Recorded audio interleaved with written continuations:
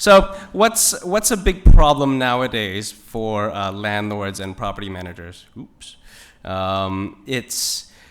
We need to find a way to get good tenants, somebody who's going to pay their rent on time, somebody who's going to be responsible with their bills and not going to shit on your toilet seat for the property that you own. Now, there's not a lot of things that we can do right away for the people that shit on toilet seats, not yet at least. And we have credit reporting to cover the first part. Or do we? Because if we apply for a mortgage, not only do the banks check for credit history, but they check for your income as well. And if you're a student that works at Harvey's or with a nice $500 student credit card that you pay off every month, you're going to come back with a pretty decent credit score. But unless you have rich parents or huge savings, they're not going to be able to afford a downtown apartment that costs $3,500 a month.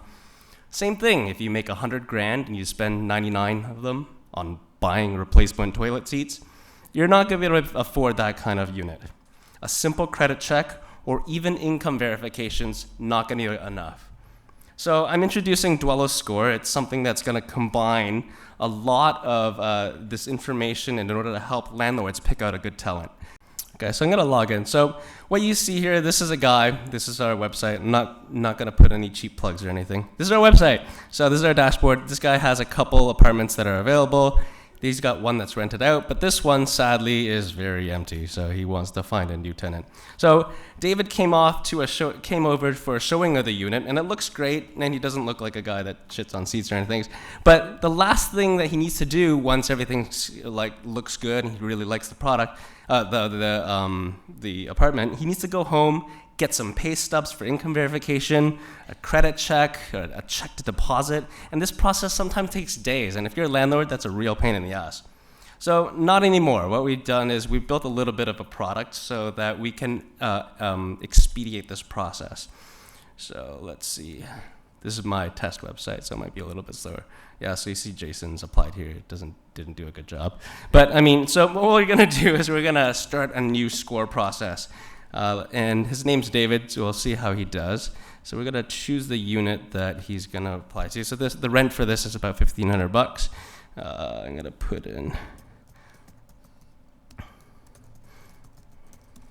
So for this, what we're gonna do is we're gonna turn on something called instant approvals. So I'll show you how that works. What it does is that when a score for the person reaches a certain threshold, they'll be able to make a deposit on the unit right away. So this is really helpful if you're sitting there demoing your unit and say, okay, I want this right now, you can actually get it right now. So let's just make it really easy so that just in case the score comes back now. So in Ontario, it's at first and last, so probably $3,000. And for this is a product that, this is how we make money. It costs $6, but we'll make it for $6 is a lot easier for somebody to swallow than what $26 it costs nowadays for a credit bureau check. And this is something that's probably going to be a lot more accurate than a credit bureau check. So I'm going to send this score request out, and this guy's going to get something. Hopefully I have my email up. So let's see what we got to wait for the email to come in. This is actually running, so we have to wait for the email to come in. So if I'm David, I'll get an email in my email client with a direct link to my score request at some point. Who uses Wave for their accounting for their company? Couple people. Yeah, it's on the startup sheet actually, and it's really, really cool. So for people that don't know, what it does is that it gets you to link to your bank account to the system, and it automatically downloads all your historical kind of everything's into the system. It's kind of scary, but everything's read-only. So we're doing the same thing, but it's going to be all read in, aggregated, and it's going to come together to a nice score for us. So we've got the email here.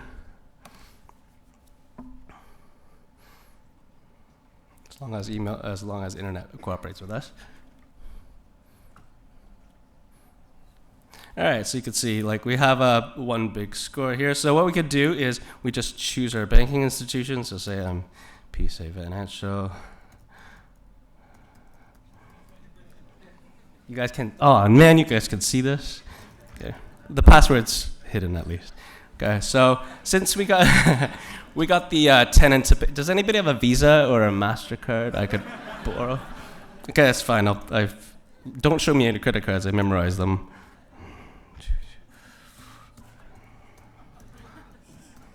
Yeah, I think that's valid.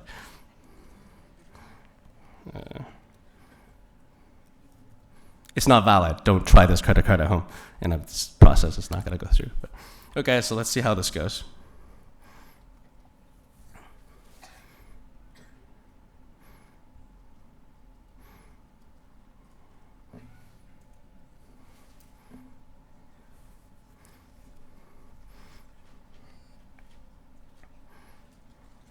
All right, so it looks like this guy is probably approved. He got a reasonable score. So what the score is a combination of a few factors.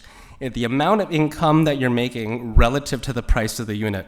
So that's kind of important. If the unit's like really expensive, you might not be able to pay for it. If it's a lot cheaper and your income's at a certain level, you will be able to pay for it.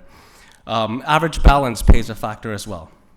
Your spending score is a calculation on your total expenditures on stuff like paying bills, buying toilet seats, and spending on your credit cards, everything except for historical rent.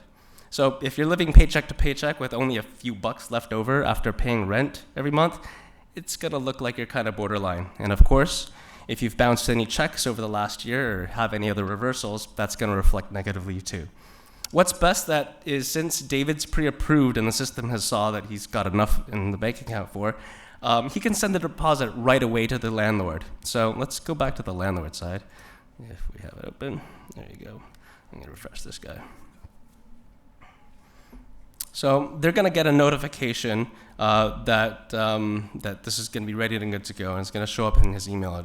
And you can see that, yeah, David's approved. So here you can see a little bit of the information about why he's approved, and see that, yeah, he's got a reasonable amount of pay. He's not spending the greatest, but he still has enough at the end of the day to pay for the unit, and he hasn't bounced any checks.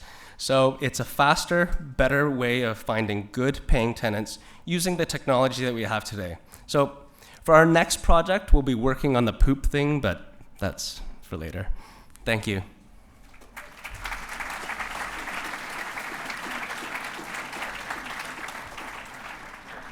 All right, questions.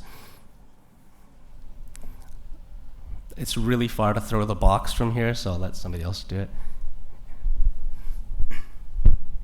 Hey, so since you have all this actuarial data about the applicants and the dwellings, are you ever going to touch renters insurance as well, or is that out of your purview? Right now, we're not looking specifically for that. So what we want to do is, since it's kind of like a touch and go type of thing, like it is a lot right now, still asking a lot of people to enter in their banking information onto it, but that people are really warming to it. So this is type of data. We're only collecting aggregate data right now, but we could look as people get more comfortable with the product. Just like, remember when the internet started, nobody could put their credit card into the internet without thinking that it was a weird thing. So as the world warms up to it, we're definitely going to take a look and seeing what's the best thing for renter insurance.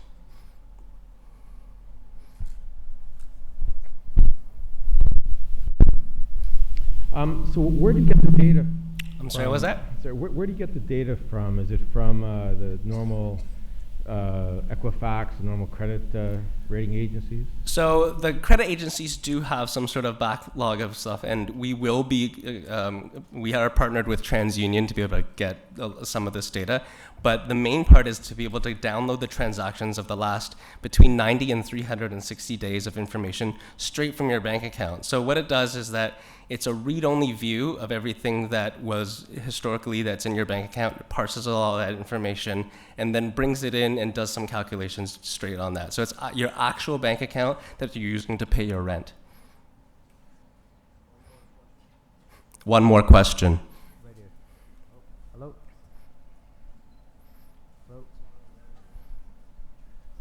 Hello?